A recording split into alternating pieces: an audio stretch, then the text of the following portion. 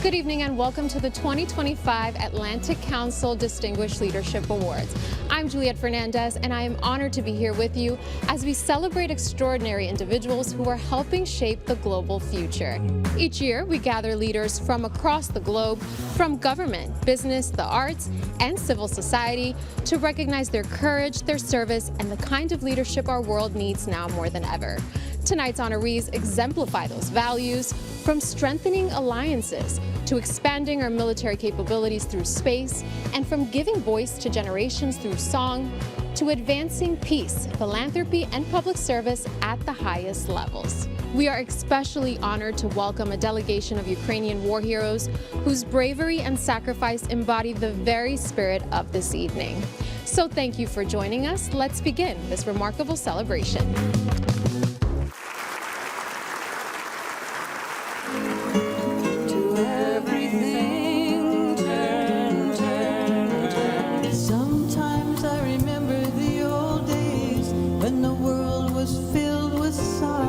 They say the past is not gone at all. It lives in the present. It must be in my DNA and in my bones. Performing is what keeps me healthy.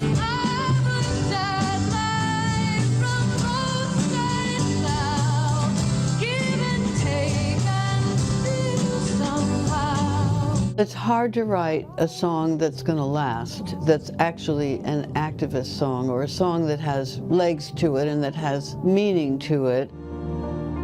When I have had troubles, I have been able to go into my music and my writing to be able to find my way through. Don't you approve? One who keeps tearing on. How can you add it all up and come up with anything but gratitude?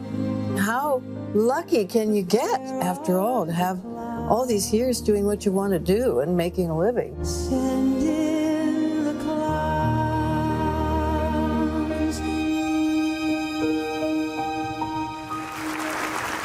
To present our first award this evening, please welcome Atlantic Council Executive Vice Chair, Adrienne Arsht. Thank you all for being here this evening. We have an extraordinary group of honorees tonight, and as you just saw, our first honoree, Judy Collins, is no exception. For more than 6 decades, Judy's voice has carried the hopes, dreams, and stories of generations.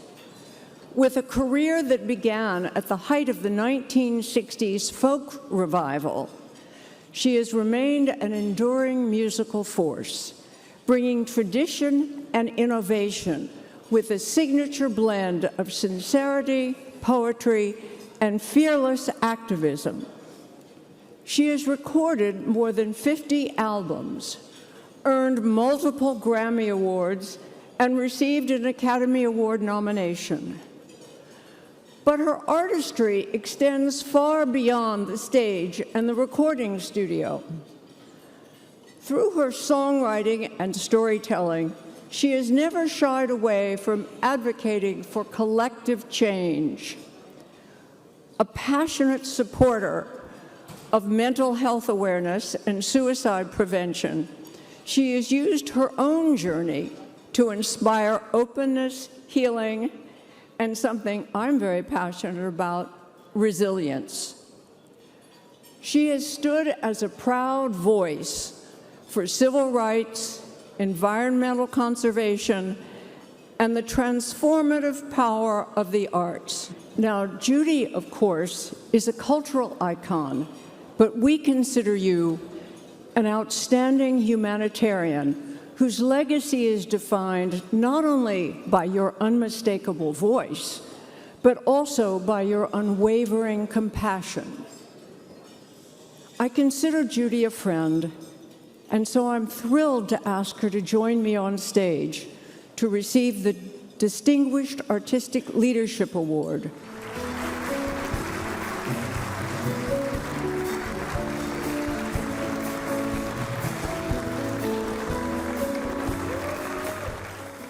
I always like to say that you're looking to the American Idol of 1956. First of all, I want to say I am so honored to be a part of this organization's presentation of an award tonight. I don't know how this really happened. I didn't think anybody really knew what was going on in my life. In this room, there is so much energy and so much intelligence and so much vision, and I'm sure we can solve these things that are going on in the world. Isn't that true? Let me hear this from you. Music is, I think, the heart of most things in life. The music that you carry around from childhood. I think when I was in the womb, I heard my father singing, "Oh, Danny boy, the pipes are calling." So I sort of knew that from the time I was a child. It's probably why I changed my direction from being a concert pianist to being a folk singer.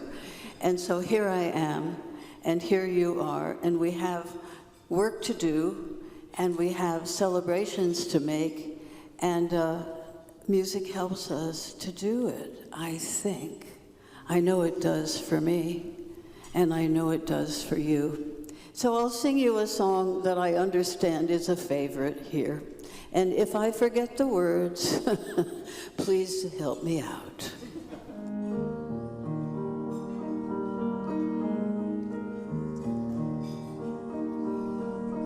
Isn't it rich?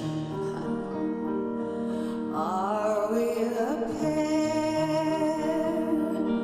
Me here at last on the ground, you in midair. Where are the clouds?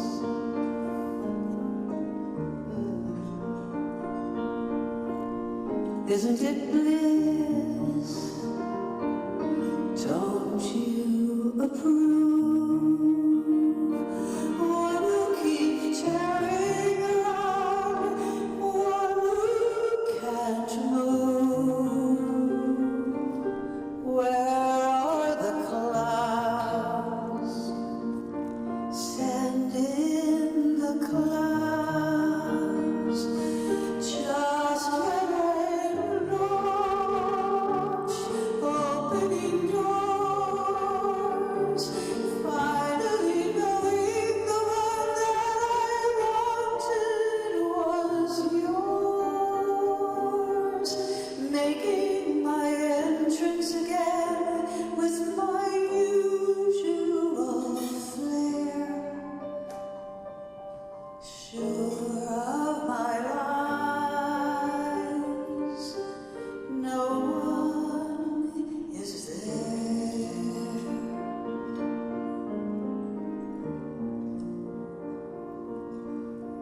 Don't you love farce? My fault, I fear. I thought that you'd want what I want. Sorry, my dear. But where are the clouds? Send in the clouds. Don't worry, they're here.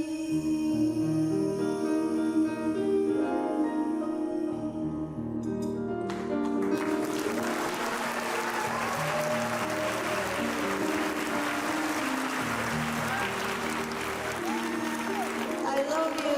Thank you, thank you.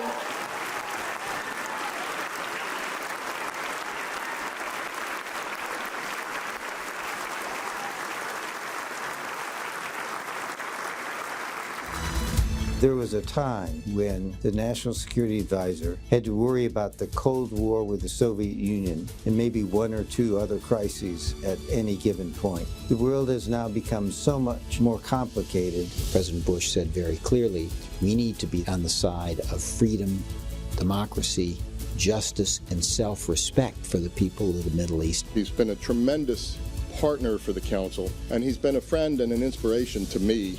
At heart, He is a strategist who uniquely combines the commitment to big ideas, to vision, equally with the idea of implementation. I think we can, I think we will, and I think we must get a deal. I think we are in a deterrence, protection, cooperation with allies kind of mode.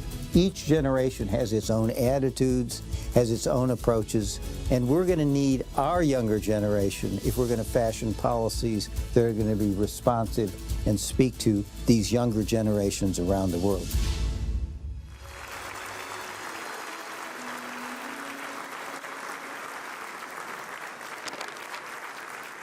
Good evening, and thank you for letting me join you to honor my great friend, Steve Hadley. Steve Hadley is such a patriot, such a wonderful person. You know all of that about him, and I'm so delighted that he's getting this Distinguished Service Award, an award that I understand the Atlantic Council doesn't give very often. And so, Steve, you're in pretty rare company with our good friends, the late Henry Kissinger and the late Brent Scowcroft, and it just says what people think of you and believe about you, and I'm right there with them. In many ways, I think those are the people that I think most of when I think about you. You were an exceptional national security advisor. Before that, I had a chance to be with you as I was national security advisor. I always said you were much better at the job than I was. But when I was also Secretary of State, it was so great to have you at the White House. I know that you know that we went through a lot together. Those were post 9/11 years. Those were years of wars and terrorism and a lot of tensions. But your steady hand, your complete commitment to American values, to America's role abroad, to making certain that the policies of President Bush were carried out with principle and with values at the center of them. I can't think of a person who I have had a better relationship with throughout my career than you, Steve. So, Steve, congratulations on receiving this great and much-deserved award. Thank you for all the years of leadership and patriotism and commitment through very hard times for our country. And the great news is that you're just going to keep going. Please welcome Atlantic Council Board Chairman John F.W. Rogers. We are here tonight because it is a very important moment, because Steve Hadley stands as a remarkable testament to the essence of unshakable character. With a profound integrity that radiates from every interaction, he embodies the principles of honesty and of loyalty and respect, earning the trust of all who cross his path. His experience in the realm of statecraft is vast, and it's akin to an expansive library that's filled with lessons from history and the complexity of human affairs. His patience is like the depths of the ocean. It's calm, steady, and unwavering, even in turbulent times.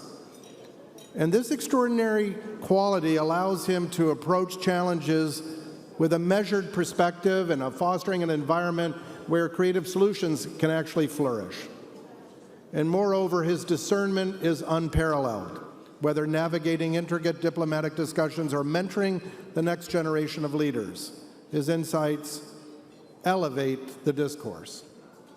In honoring Steve, we recognize not just a leader of distinction, but a person of tremendous character, a true beacon of virtue and of wisdom, whose contributions to statecraft will resonate for years to come.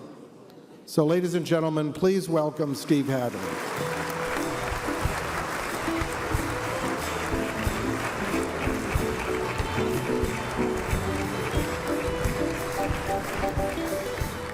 Thank you very much. I want to thank the Atlantic Council for this wonderful award. I must say the great honor is to be able to work with the leadership and staff of the Atlantic Council day in and day out with the great work that they do. It's a wonderful organization, wonderful people, and they do great work for our country. Thank you so much.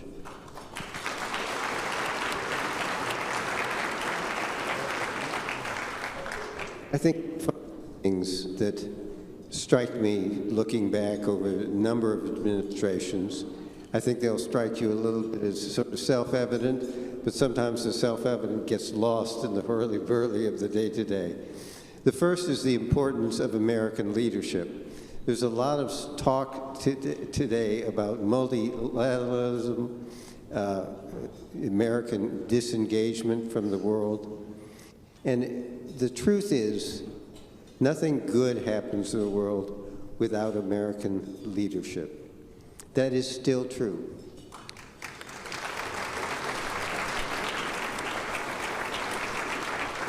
As my friend Condi writes, when the United States does not lead, either nothing happens or bad things happen. And this is a lesson I think that has been lost on the American people. And one of the missions of the Atlantic Council, I think, is to restore Americans' faith in the importance of American leadership. The second thing I think we have to focus on is the importance of strategy and strategic thinking.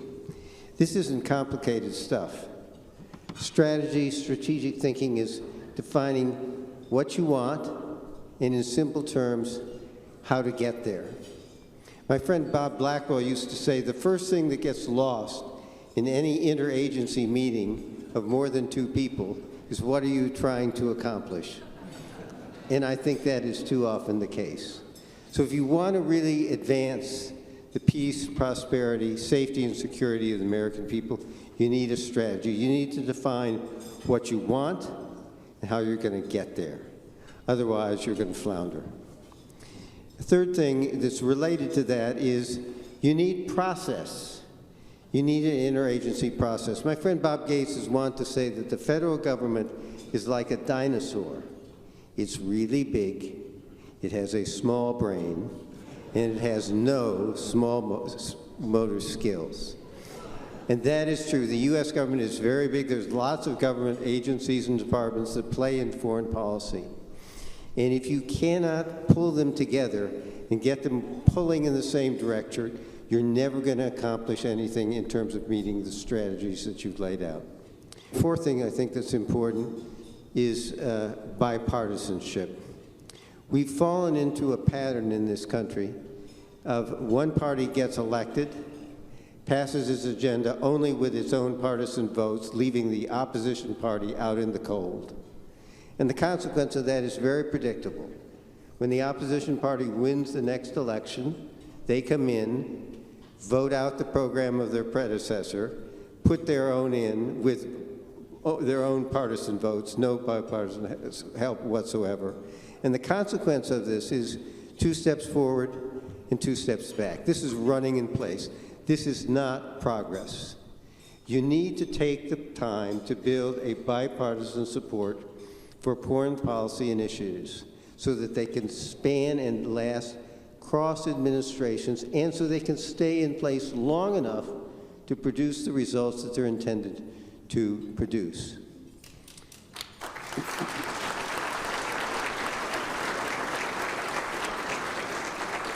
Last thing I would say, there's a big debate out there, should America pursue its values or should America pursue its interests?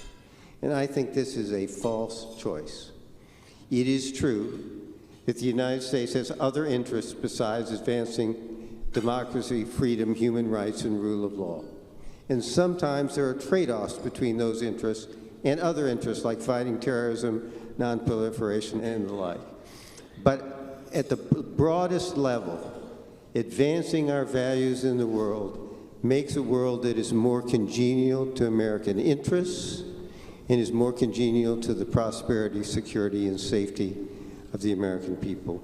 So those are the 5 things I think I've learned. American leadership, strategy, process, bipartisanship, and pursuing both our values and our interests at the same time.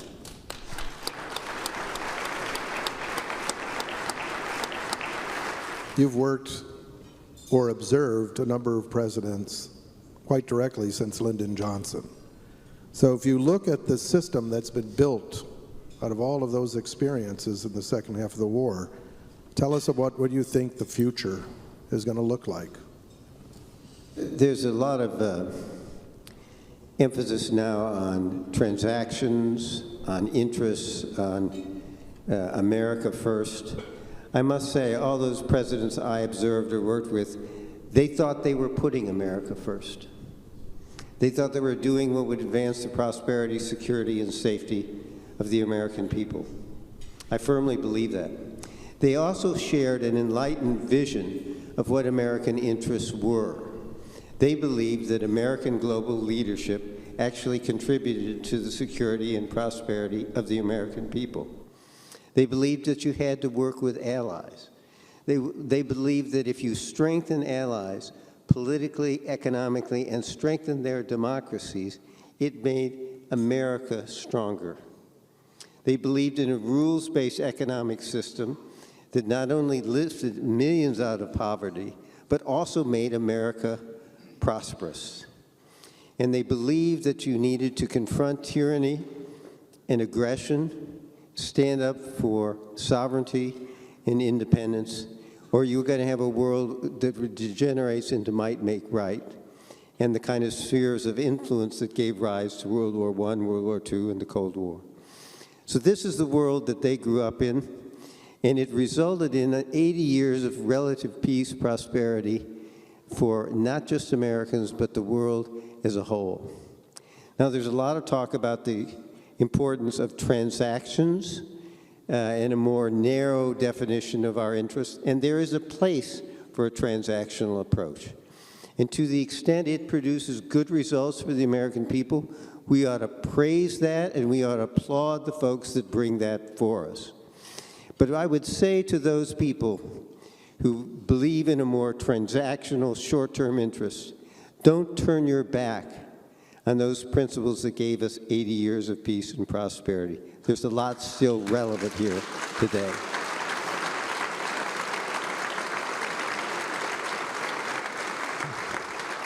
And those principles, of course, are the principles on which the Atlantic Council was founded, which the Atlantic Council has worked to advance and promote for the decades since.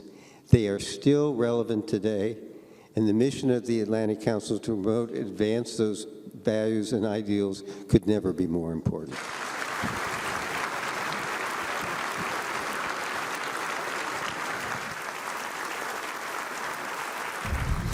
Success is possible if one is determined and has a vision of the future. Unity is our biggest strength. Europe should speak with one voice, more often and more loudly. Croatia today is an exporter of peace and stability and a humanitarian donor worldwide.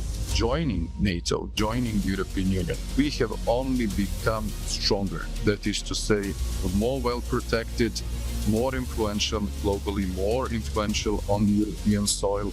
Their support is the source of our success, and our success is success for Europe. Croatia continued to extend all the possible support that we can in further efforts for Ukraine to be closer to the EU. We must build, protect and defend, and stand up to those who destroy, lie and loot.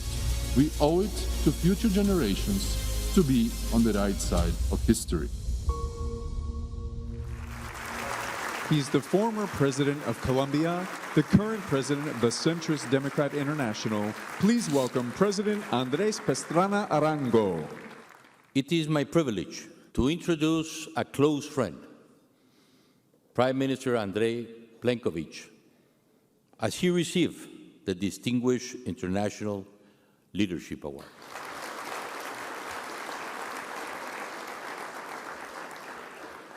This recognition is greatly deserved for both his achievements and the legacy he continues to shape.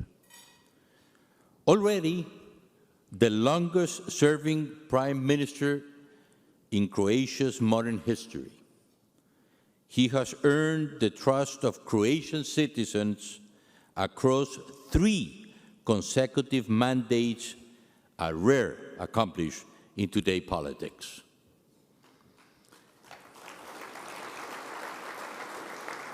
In a time often marked by uncertainty, Prime Minister Plenković has delivered continuity, stability, and a clear strategic vision, qualities behind Croatia's key milestones since independence. Under his leadership, Croatia joined the Eurozone and Schengen area and achieved the second highest economic growth in the UE, a testament to sound governance. On the global stage, Croatia now speaks with confidence and credibility. His leadership has moved the country forward in every respect. In crisis, he has shown both resolve and compassion, from managing the COVID pandemic to supporting Ukraine, protecting households during the energy shock, and leading recovery after 2 major earthquakes. Across these challenges, his leadership has been steady and effective, earning trust at home and respect abroad. At home, he is a champion of social solidarity. Abroad, a promoter of European unity, a strong believer in the transatlantic bond, and a respected advocate for democratic values. He is a natural-born diplomat, trusted even when defending thought positions for his country, Croatia. It is fitting that tonight, here in Washington, he joins the rank of global leader, many from far larger nations and institutions. His achievements have earned Croatia a place on the world stage, and his legacy is far from completed. Ladies and gentlemen, please join me in welcoming Prime Minister Plenković to the stage.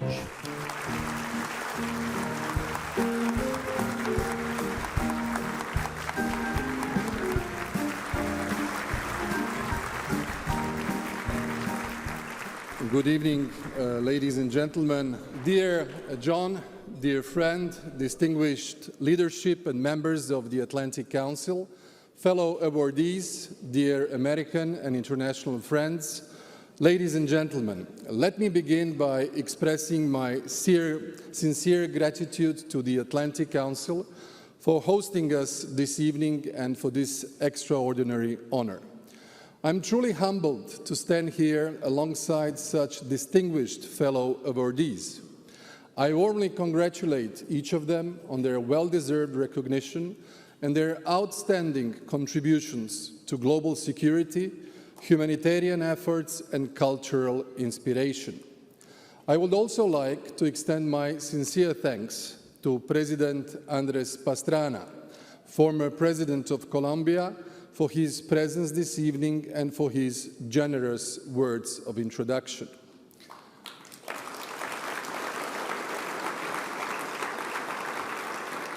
Dear friends, for the past 9 years, it has been both my highest honor and deepest responsibility to serve as Prime Minister of Croatia. As President Pastrana noted, these have been years shaped by a growing number of global crises. In many ways, governing today is no longer a matter of routine decision-making. It is an ongoing exercise in resilience and crisis management. But through every challenge, I have sought to steer a steady course for Croatia, always guided by a simple but fundamental goal to improve the lives of our citizens. Because ultimately, that is the essence of public service and good governance. Our vision has been to see Croatia take its place among the most advanced, stable, and prosperous nations in Europe and the world. That path has not been easy.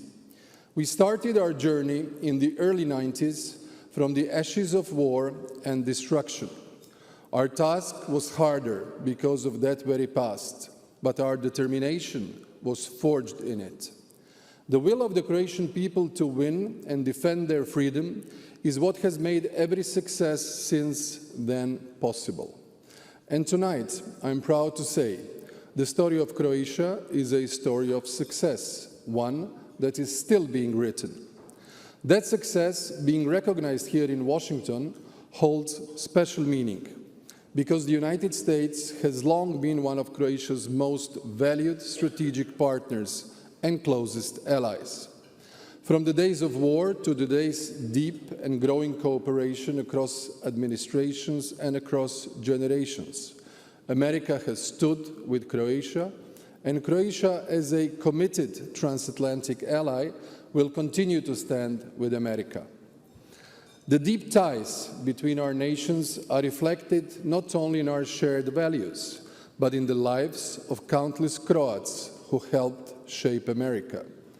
From Peter Tomic, who gave his life at Pearl Harbor to save his crew and received the Medal of Honor, to Mike Grgic, whose wine put California on the global map, to Anthony Lucas Lucic, whose drilling innovation sparked the Texas oil boom, to Ivan Meštrović, whose sculptures grace Chicago, and to Nikola Tesla, whose genius lit up America and revolutionized the modern world.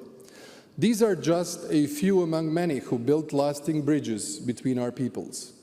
Together, we remain committed to preserving the transatlantic bond as the cornerstone of a free and democratic world.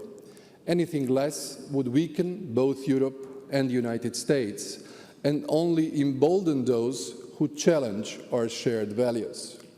This truth holds in Ukraine today, as it did in Croatia in the 90s, and wherever freedom is under threat. America has always stood for liberty, and I'm confident it will always will. As a loyal friend and ally, so will Croatia. Distinguished guests, as proud as we are of our partnership with the United States, we are equally proud to be a member of the European Union. Two principles have guided my political vision: modern sovereignism abroad and social cohesion at home. Internationally, by joining the most integrated circles of European cooperation, Croatia has amplified its sovereign voice. We are stronger and more influential for it, and we give now our share in shaping the future of Europe. At home, we have worked tirelessly to raise living standards while ensuring that no one is left behind. We have shown that building a competitive economy is fully compatible with extending solidarity, especially in times of crisis and especially to those most in need. A stronger Croatia abroad and a more just and prosperous Croatia at home will remain the compass of our work ahead. As I accept this award tonight, I do so with deep gratitude for the trust the Croatian people continue to place in me. I dedicate this honor to them for their perseverance, resilience, and ability to overcome adversity. Because in Croatia, as our athletes so often demonstrate in sports, we may not be the biggest country, but we consistently punch above our weight. And I can assure you, we intend to keep doing so. Thank you once again to the Atlantic Council, and thank you all for your presence and your support.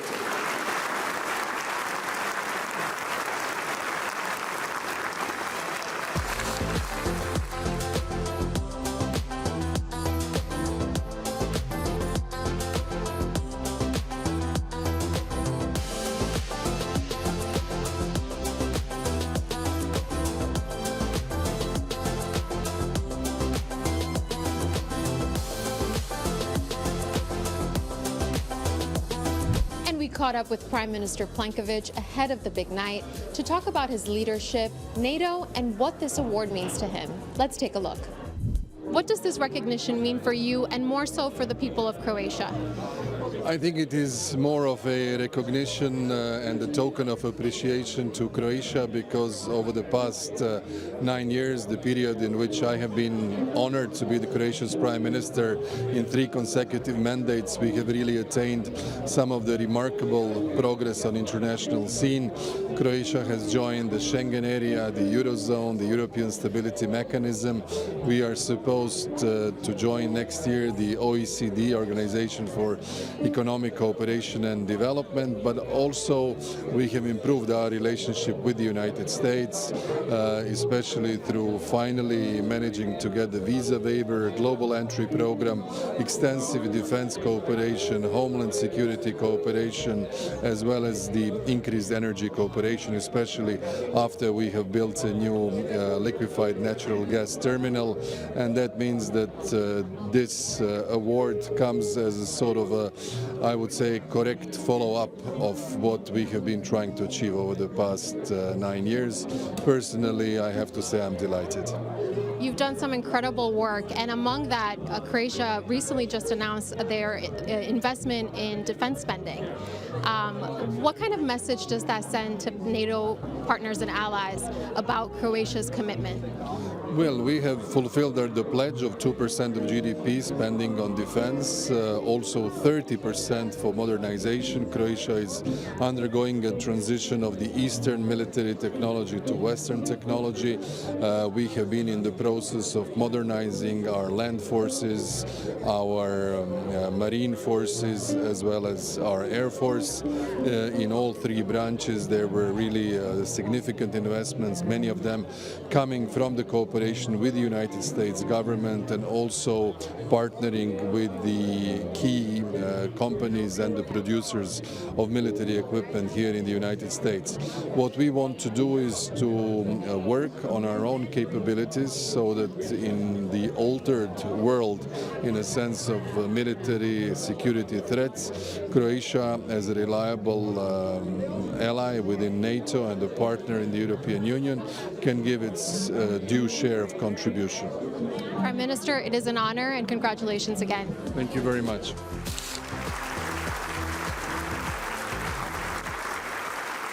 When I was a kid at West Point, man first walked on the moon. And I remember sitting in my living room watching man walk on the moon, and then turning around and going to my dining room and building an Apollo rocket, a model rocket. And so I've always been interested in space. He's a warrior who has integrated space capabilities to make our military even stronger. He laid the foundations for the culture and the traditions that will define this service for decades to come. We are the world's best in space. We have the most exquisite capabilities. We have long known that access to and freedom to maneuver in space are vital interests that underpin all instruments of our national power.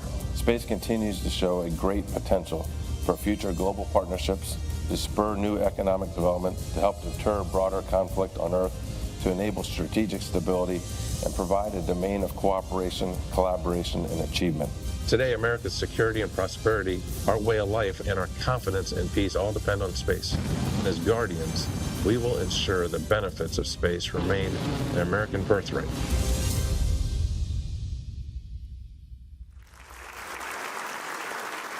Please welcome former chairman of the U.S. House Armed Services Committee, the Honorable William Matt Thornberry. Well, good evening. In December 2019, after years of argument and opposition, Congress and the President created a new military service to protect our nation in and from this vital domain. The United States Space Force was born. And to boldly go where no one has gone before, to take the lead in establishing a new order of things with all the difficulties that entails, General J. Raymond was chosen. He comes from an incredible heritage of Army soldiers that includes West Point graduates going back to 1865. Taking a different path even then, Jay graduated from Clemson University and entered the United States Air Force, where he served 35 years before becoming the very first member of the new military service, a Guardian. As the first chief of space operations, he set the precedent with every decision he made. And make no mistake, every decision was scrutinized. From the choice of the service song and the uniform to complex training and warfighting doctrine. Few of us have the opportunity to lay foundations so important for future generations, but in this case, the nation was indeed fortunate.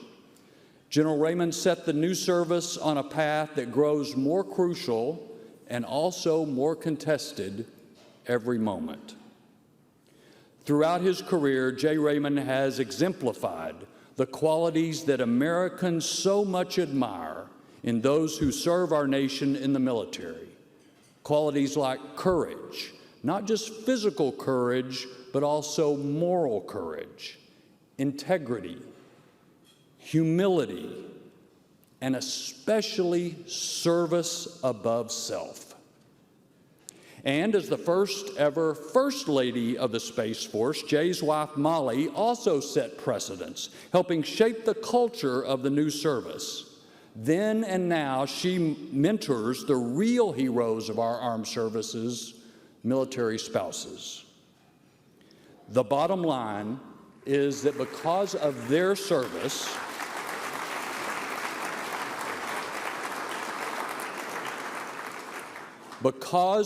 service, our nation and our allies are stronger, safer, and more ready to take on the challenges and opportunities associated with the final frontier. It is leadership of the highest caliber. Please join me in expressing our admiration and our gratitude to General J. Raymond.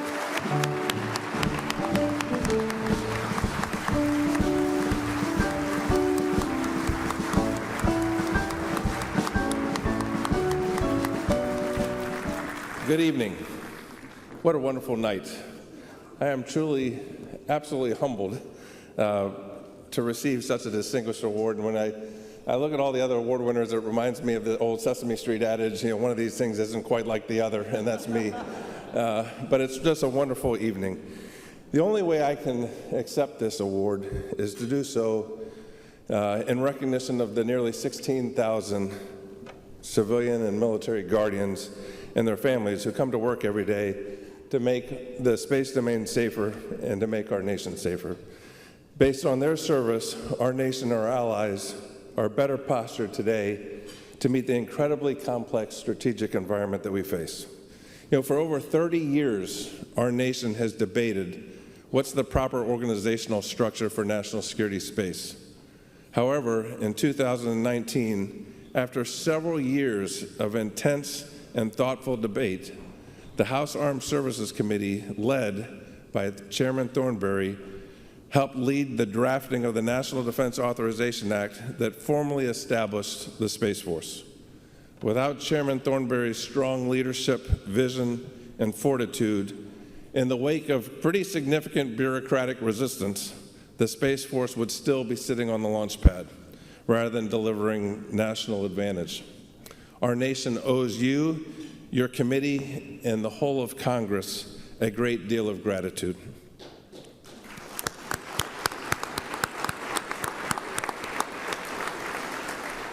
When President Trump signed the law on 20 December 2019, establishing this new service and elevating space to a level equal to its importance to our nation, we quickly found there wasn't a checklist to be followed on how do you go about standing up this service.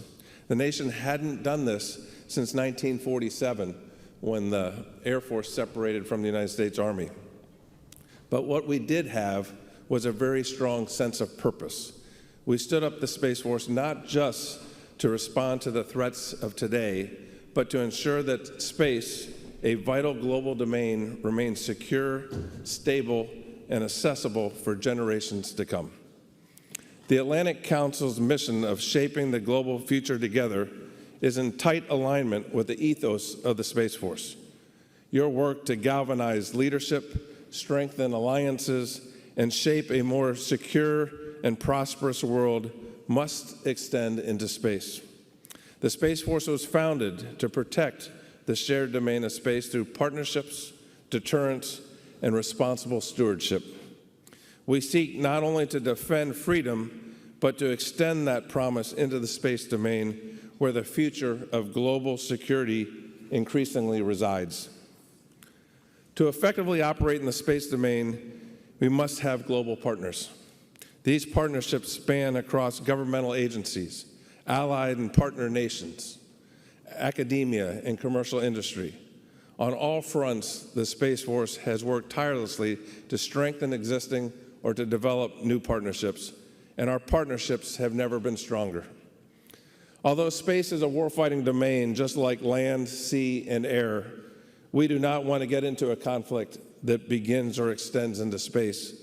We want to deter that from happening. And if deterrence were to fail, we must prevail. Space is a significant force multiplier. Our joint force structure and our nation's war plans are all sized assuming we have access to space. Without space, they don't close. Unfortunately, with the current threats that we are seeing being developed by our adversaries or competitors, this is a flawed assumption. We no longer have the luxury of taking space for granted. The only way I know how to compete, deter, and to win is to do so from a position of strength. Space capabilities can amplify the traditional deterrence calculus of denying benefits and opposing costs. I'm convinced that if we can successfully deter conflict from beginning or extending into space, then we have a chance of deterring conflict from spilling over into other domains. The space domain, in my opinion, represents our best hope. Again, to the Atlantic Council, thank you very much for such an unbelievable honor. I'm deeply humbled by it, and I really appreciate the opportunity to be here and spend time with each and every one of you. Thank you very much.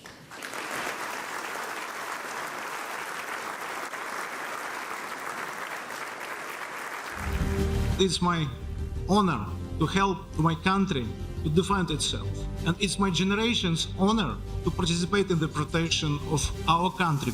Artists, they have unique capacity to predict our future, to tell about our future, explain our future much better than politicians. I want to give special thanks to my dear friend Victor. Thank you, Victor, and thank you for commemorating the people who died yesterday. Thank you for this act of respect. Victor Pinchuk's efforts to build democracy in Ukraine will put him among the founding fathers of a new and important liberal democracy. Victor, I've known for a long time, and he is a tremendous guy. We have a unique chance to participate in the creation, the building of new country. We have to invest to the future, it means the young generation. The challenges we face are your challenges. What will be allowed to happen to Ukraine can happen to you. We can save lives, we can save Ukrainians now. Please welcome co-founder and co-chairman of the Carlyle Group, David M. Rubenstein. This has been a difficult time for me recently. I was fired as the chairman of the Kennedy Center. My stock is down at Carlyle 20% this year. The Orioles are in last place in the American League East. I invested a lot of money in companies that export things from China to the United States. And earlier today, I had my first root canal. But I did get some good news not long ago, and it made all those things that I just mentioned not so painful. And it was that the Atlantic Council decided to honor Victor Pinchuk.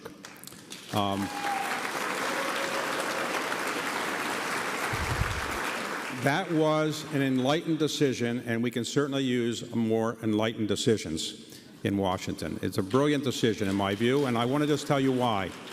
I've known Victor for many, many years, and I've admired him for many, many years as well.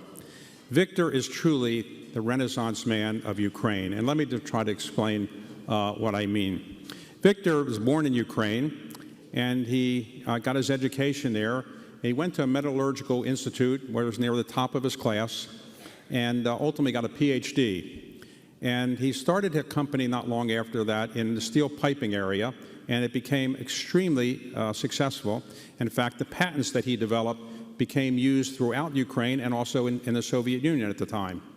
He also became a very, very successful CEO of this company and ultimately made enough money doing it that he could decide to do other things with his life. And what he did is, among other things, he got involved in politics for a while. And what he did was got elected to the Ukrainian parliament and served with great distinction for 8 years there. And probably, had he stayed in politics, he might well have become president of Ukraine. But he decided to devote his life to some other things, principally philanthropy. And what he decided to do was set up a foundation that became the largest foundation, private foundation in Ukraine, doing many great things for Ukraine in terms of art, culture, children's welfare and nutrition, and many other things that Ukraine needed desperately. And in addition to that, he became the first person in Ukraine and the only person in Ukraine to sign the Giving Pledge, which shows his commitment to give away at least half of his net worth. Beyond that, though, he's done many other things to get people to know more about Ukraine. Had the war in Ukraine never occurred, Victor would deserve this award, because what he's done before the war in Ukraine by itself would deserve this award. But since the war in Ukraine, what he's done is even made it even more desirable that he gets this award. And let me tell you why. As soon as the war broke out, Victor decided he was going to stay in Ukraine and fight whatever he could do to help his country. And among other things, he created through his foundation a project called Recovery, which helped soldiers who were wounded in combat get recovery. And about 25,000 soldiers to date have been helped by Victor's efforts. 25,000 soldiers.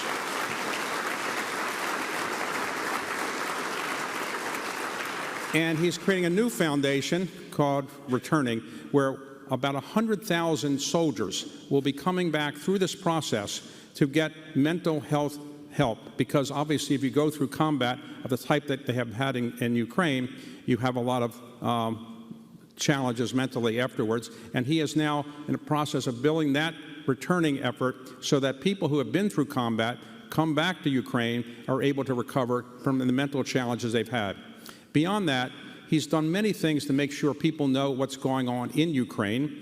And so every year he holds a conference or a big meeting in Davos. And it's the most highly sought after ticket in Davos, because what Victor does is he gets the president of Ukraine, who he's an ardent supporter of. He gets many soldiers who fought in combat in Ukraine. He gets many global political and business leaders to come to this breakfast, and they talk about Ukraine and what more they can do, and people pledge to give help to Ukraine. And all of this, Victor has done this without seeking publicity. He's done it putting enormous amounts of his own money up, and he's done this because he's a great humanitarian. Victor is somebody that I've gotten to know over the years, and he's always interested in other people, not in himself. And he's a person that I think that the more and more people get to know him, the more and more people will realize this man is a unique Renaissance man, Ukraine's greatest Renaissance man. And it's my honor to be here tonight to talk about my friend, Victor Pinchuk. Victor?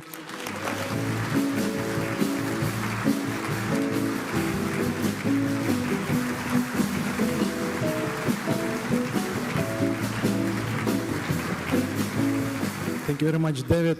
For many years, you are, for me, a role model as businessman, but first of all, as philanthropist. And particularly, I remember a very special moment. I think it was in 2019. It was in Kyiv during your participation in our annual Yalta European Strategy Conference, and you said something really very powerful and beautiful. You said, when you became a businessman, successful businessman, you started to make big money, but your mother never congratulated you, never told you that she is proud of you. And only when you became a philanthropist, when you started to give money back, only then your mother congratulated you, and she started to tell you that she is really proud of you. And for me it was, and for many people in the room, it was so inspirational. And thank you very much to you, and first of all, of course, to your mother for this wisdom. Thank you very much, David. Good evening, Atlantic Council, board members, members of the administration, distinguished guests, and dear friends. When Fred Kempe called to inform me the selection committee voted to award me with this prize, my first reaction was, this is the wrong time for Ukrainian businessmen to get an award, because the suffering and war in our beloved country, Ukraine, continues, and any award must go to the Ukrainian heroes who give their lives and health only to them. But then I thought, there is a sense in it, because if I go to Washington, I can be useful. First, I can speak about Ukrainian heroes and Ukraine. Second, I can express our deep gratitude to the United States. And third, another reason to come to Washington, which I will address later. Allow me to first talk about our heroes, Ukrainians who risked their lives to defend our country and its borders, to defend their families against killers, our workers who produce every day under rocket attacks and shelling, our medics who save lives. Some of them are here in the room. I will present just two of them. Dmitry Finashin is a young man. In combat, he lost his arm, but he returned to service as an intelligence officer. Today, he advises the Minister of the Interior on work with veterans. He was awarded by the President of Ukraine as Hero of Ukraine. This is our equivalent to the Medal of Honor. And Lyudmila Minyuk, she lost her son in the war. Then she herself joined the army at the age of 52. She is the first woman to lead an armored unit. She was injured many times. Defending Bakhmut, she was heavily wounded. Since then, she helped soldiers as a psychologist. Lyudmila and Dnipro are two of our 9 heroes in the room with us tonight. They are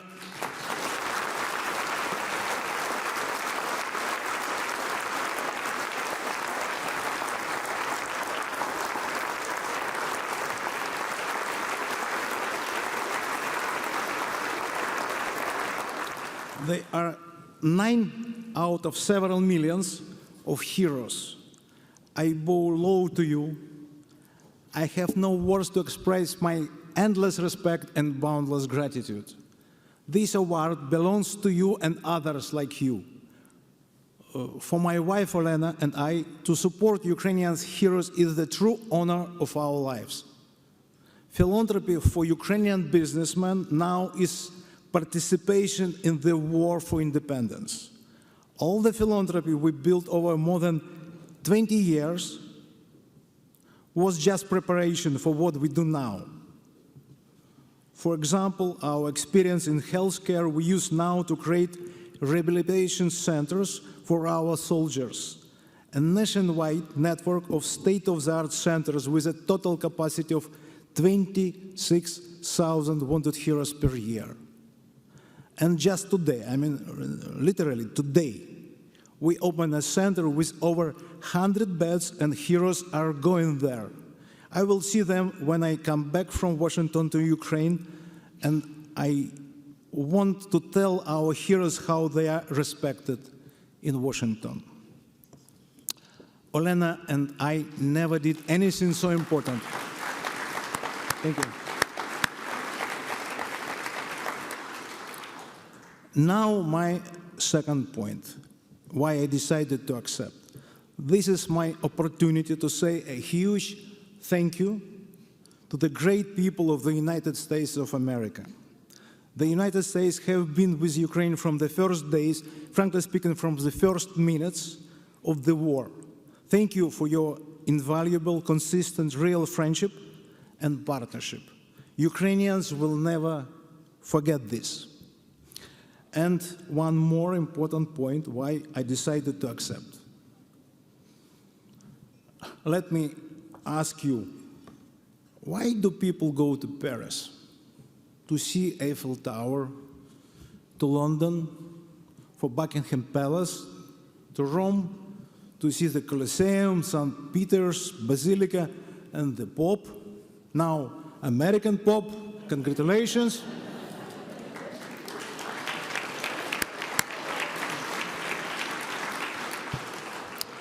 And why do people go to Washington? Today, people go to say something to President Trump. Okay, not all get invited to the White House and Oval Office, and if they invited, as women have learned, it's not guaranteed to be always useful.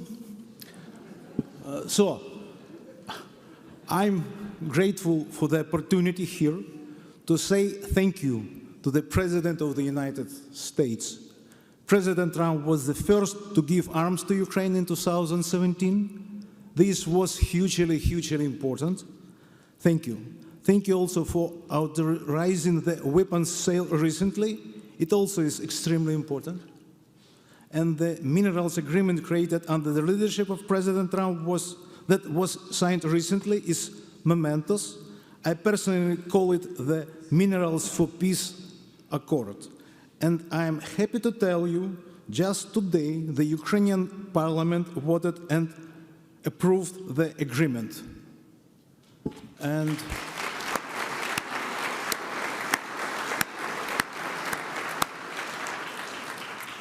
looks like today is really a great and very special day. New Pope, new agreement, new rehabilitation center, new very productive conversation between President Trump and President Zelensky, and new award.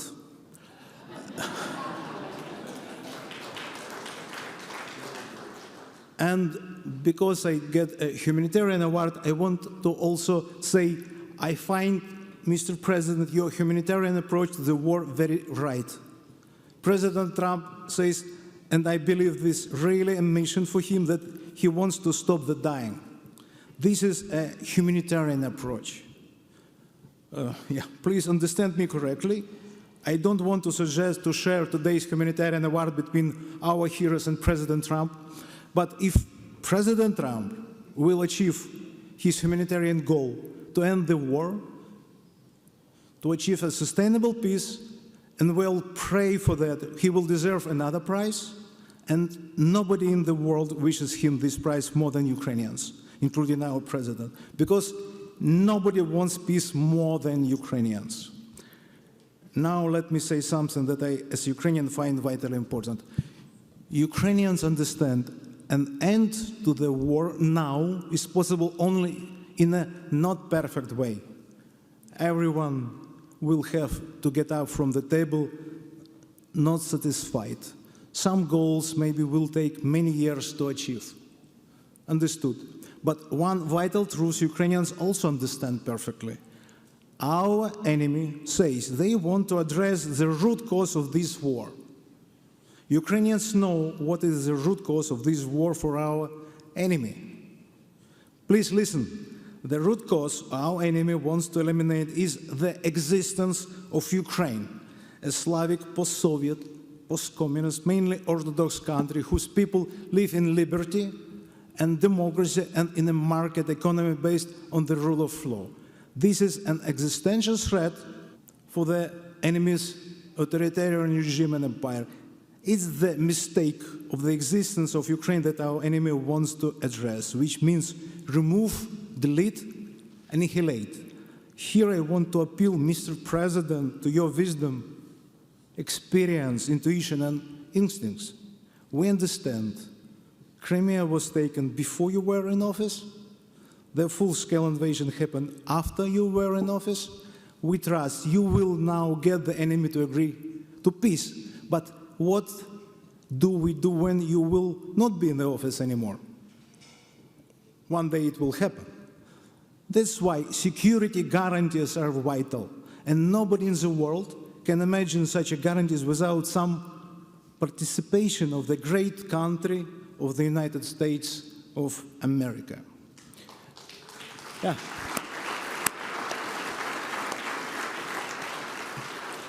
So, dear friends, I congratulate you on a victory day for World War II, which President Trump declared recently as an American commemoration. Ukrainians also hold our commemoration on May 8th, the day of remembrance and victory over Nazism.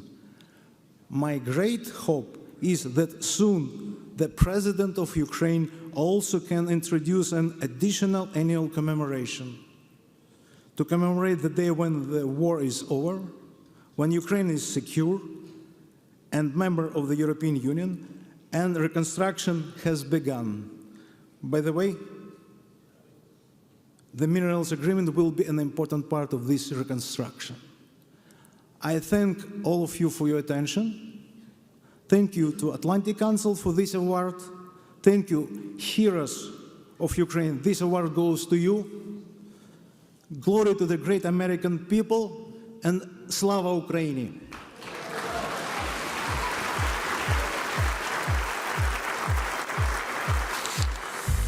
Joining me backstage is Victor Pinchuk. Victor, congratulations on receiving this award.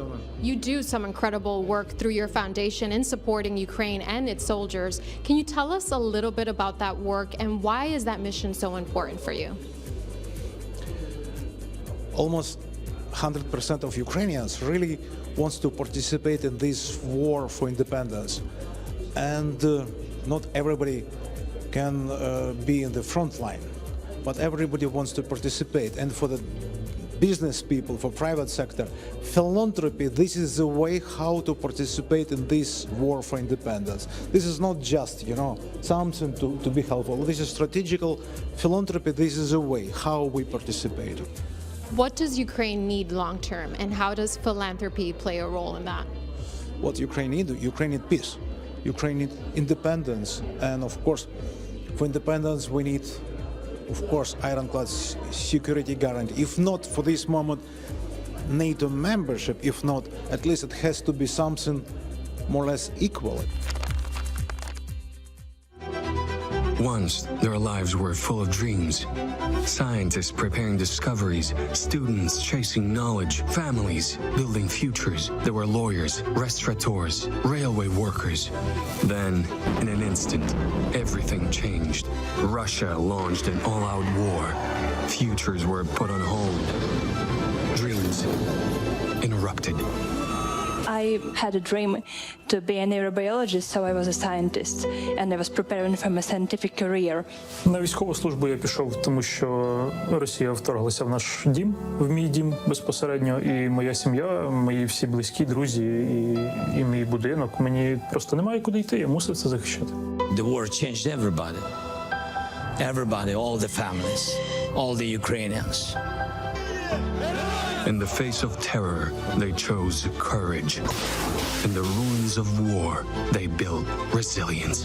Ukrainians fight this war for independence, for freedom, and for the future of all civilization. They have endured wounds, losses, and heartache unimaginable, but their spirit has never wavered. There's nothing more beautiful than the vasts of Ukraine. While we are fighting, we have to think quick, we're smart, we're funny, we're brave. But when we finish our job, we're lost. And in their darkest hour, the world stood with them. To all the partners, all brave countries who've been with us and supported us, thank you so much. This fight is not only for survival, it is for hope, for justice, for peace that endures across generations.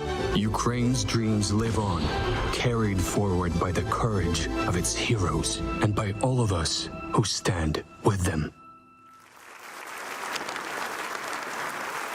Tonight, we're gathered not only to celebrate global leadership, but to honor extraordinary courage, the kind that changes the course of history and reminds us all true meaning of bravery and service. We have 9 individuals here in uniform who have sacrificed deeply, not the ultimate sacrifice that they've seen many of their colleagues engage in. So it's my honor to introduce a group of individuals, many of whom you just saw in this video, who embody this heroic resolve. These men and women have faced unimaginable trials in defense of their nation's sovereignty, freedom, and future. On the 80th anniversary of VE Day, they are today's heroes. So now I'll pass to the delegation of Ukrainian war heroes and veterans whose heroic efforts have been echoed far beyond front lines. Daniel Salem, the floor is yours. Thank you so much. Actually, we heard there's an audition for a new Avengers movie, that's why we came. A man gives an award. God gives a reward. And this is so true, Mr. Pinchuk. And also, it's true for you, Atlantic Council, and the United States. The crucial support that you have been given Ukraine and the Ukrainian people helps us to defend the peace and security. And most important, the humanity. Because the cancer, the second name for war, spreads beyond the Russian-Ukrainian war. It spreads all over the world. And the reward for your support will apply in eternal life. Because what you do for saving the lives from terror and death will not be forgotten. For that, I thank you. We thank you. And the comrades that are right now in the trenches defending our country, on behalf of our name, thank you. The people that you see in front of you are representative of a strong nation like yours, honorable nation like yours. People with dreams, as you do have dreams. And we all know that on the way of achieving our dreams, you must apply discipline, commitment, consistency. Because without commitment, we don't know how to start, and without consistency, we'll never know how to finish. And what I wanted to tell you that we are, and we show that we are loyal friends. We can be loyal partners. And there's also one thing that we have in common.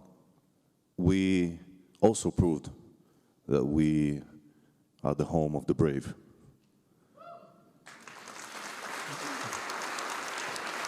There's one thing left to do. Of course, with your help, we want to state that we are the land, that our land is the land of the free.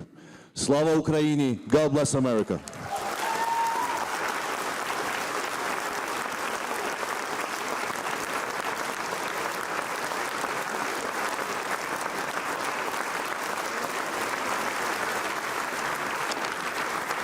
To close out this evening, please welcome the unforgettable Nia Drummond. What the world needs now is love, sweet love. It's the only thing that there's just too little of. What the world needs now is love, sweet love. No, no, not just for some, but for everyone. Lord, we don't need another mountain. There are mountains and hillsides enough to climb. There are oceans and rivers enough to cross, enough to last till the end of time. What the world needs now is love, sweet love. It's the only thing that there's just too little love.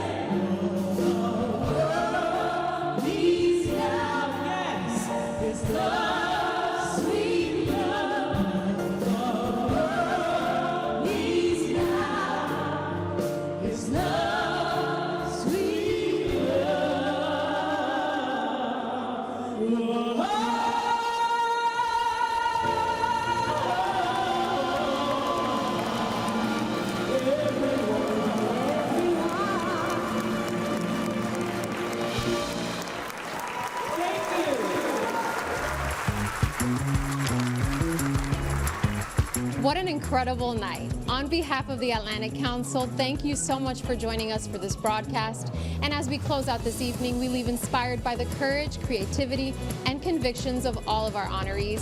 To learn more about the work that we do and the Atlantic Council's diverse programming, please visit atlanticcouncil.org. And don't forget, we'll see you back in New York this September for this year's Atlantic Council Global Citizen Awards. Thank you for joining us.